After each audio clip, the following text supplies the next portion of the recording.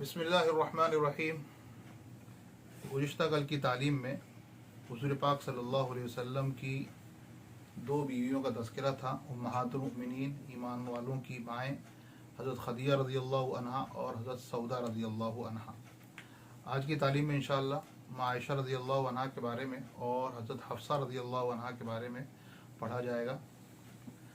हज़रत आयशा रज़ियल्लाहु ताला अन्हा से भी निकाह मक्के मुकर्रमा में हिजरत से पहले शव्वाल 10 नबवी में हुआ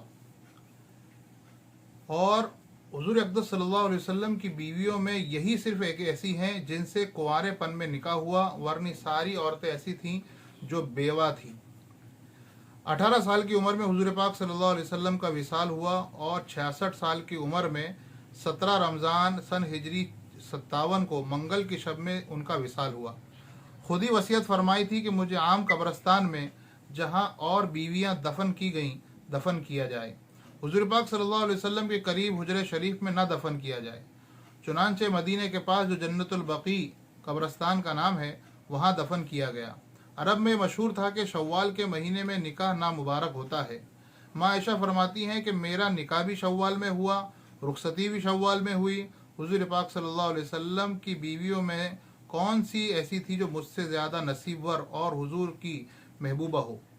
हज़रत खदीजा रज़ियल्लाहु अन्हा के इंतकाल के बाद खौला रज़ियल्लाहु अन्हु की बेटी हुजूर पाक सल्लल्लाहु अलैहि वसल्लम की खिदमत में हाजिर हुई और अर्ज़ किया कि या रसूलल्लाह, हज़रत खदीजा के निकाह के बाद अब आप निकाह क्यों नहीं कर रहे। हुजूर ने फरमाया किससे कर लूँ। अर्ज़ किया कुंवारी भी है और बेवा भी, जो मंजूर हो। हुजूर पाक सल्लल्लाहु अलैहि वसल्लम ने दरियाफ़्त फरमाया तो अर्ज़ किया कि कुंवारी तो आपके सबसे ज़्यादा दोस्त अबू बकर की लड़की आयशा है और बेवा सऊदा बिनते ज़मा है, जिनका तज़किरा कल गुजरा। हुज़ूर पाक सल्लल्लाहु अलैहि वसल्लम ने इरशाद फरमाया कि अच्छा तज़किरा करके देख लो। वो वहाँ से हज़रत अबू बकर सिद्दीक़ रज़ियल्लाहु अन्हु के घर आईं और यहाँ जब घर पर आईं तो जवाब में क्या देर थी। उन्होंने कहा कि ले आओ। हुज़ूर पाक सल्लल्लाहु अलैहि वसल्लम घर पर तशरीफ़ लाए और उसी वक्त निकाह हो गया। हिजरत के बाद चंद महीने गुजर जाने पर हज़रत अबू बकर सिद्दीक़ रज़ियल्लाहु अन्हु ने हुज़ूर पाक सल्लल्लाहु अलैहि वसल्लम से दरियाफ़्त किया कि आप अपनी बीवी आयशा को अपने घर क्यों नहीं लाते। हुज़ूर ने फरमाया सामान नहीं है। हज़रत अबू बकर सिद्दीक़ रज़ियल्लाहु अन्हु ने नजराना पेश किया जिससे तैयारी हुई और शव्वाल की 1 तारीख 1 हिजरी या 2 हिजरी में चाश के वक्त हज़रत अबू बकर सिद्दीक़ रज़ियल्लाहु अन्हु ही के दौलत कदा पर रुखसती हुई।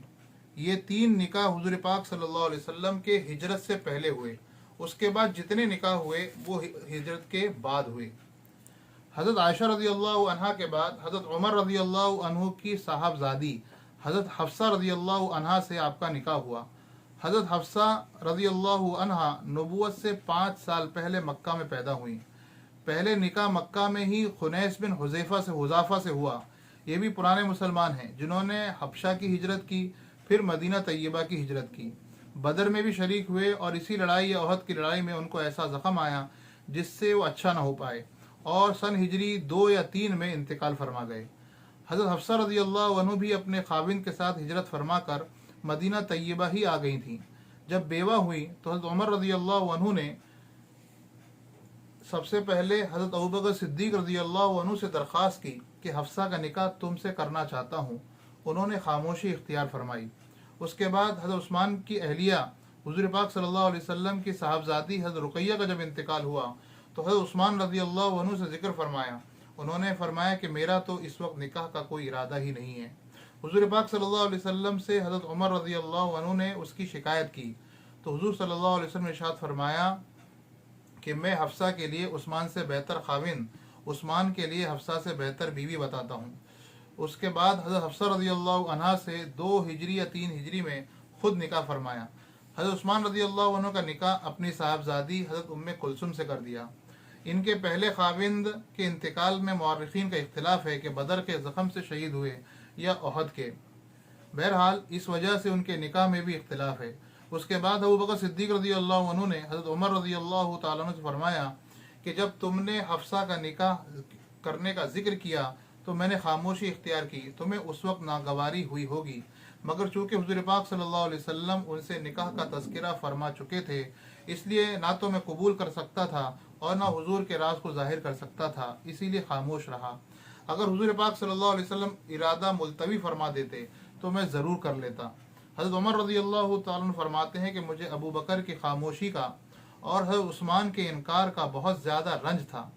हज़रत हफ्सा रज़ियल्लाहु अन्हा बड़ी आबिदा जाहिदा थी, रात को अक्सर जागती थीं और दिन में कसरत से रोज़ा रखा करती थीं। किसी वजह से हुज़ूर अक़दस सल्लल्लाहु अलैहि वसल्लम ने उनको एक तलाक भी दी थी, जिसकी वजह से हज़रत उमर रज़ियल्लाहु अन्हु को बहुत रंज हुआ और होना भी चाहिए था। हज़रत जिब्राईल अलैहिस्सलाम तशरीफ़ लाए और अर्ज़ किया, अल्लाह जल्ल शानहू का इरशाद है कि हफ्सा से रुजू कर लो, ये बड़ी शब बेदार और कसरत से रोज़ा रखने वाली हैं और उमर की खातिर भी मंजूर है। इसलिए हुज़ूर पाक सल्लल्लाहु अलैहि वसल्लम ने रुजू फरमा लिया। जुमादल ऊला सन हिजरी 45 में, जबकि उनकी उम्र तकरीबन 63 बरस की थी, मदीना तैयबा में इंतकाल फरमाया। बाद में उनका इंतकाल सन हिजरी 41 में और उम्र 60 बरस लिखी है। सुभानअल्लाह व बिहम्दिही, सुभानकल्लाहुम्मा व बिहम्दिका, व नशहदु अल्ला इलाहा इल्ला अंता, व नस्तगफिरुका व नतूबु इलैक।